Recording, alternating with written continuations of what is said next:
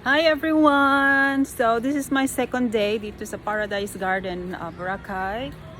So as you can see, what I love in this place is ang ganda ng lugar, 'di ba?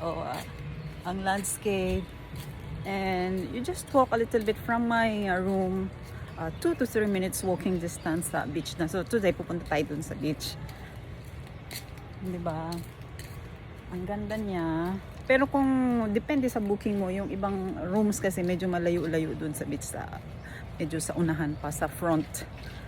Ito backside is beach front. So that's it. We'll keep you update.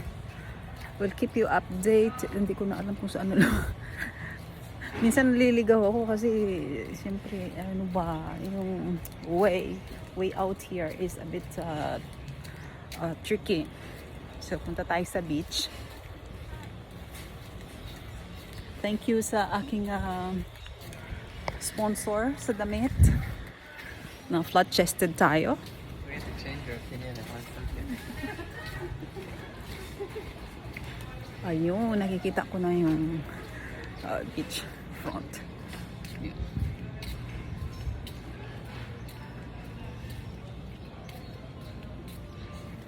So dito banda, pagkagabi, may mga live bands, fire show.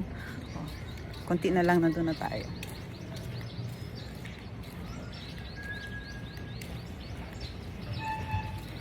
Mega shoutout ulit. Salamat sa aking sponsor ng OOTD for today. So, dito na yung beach area.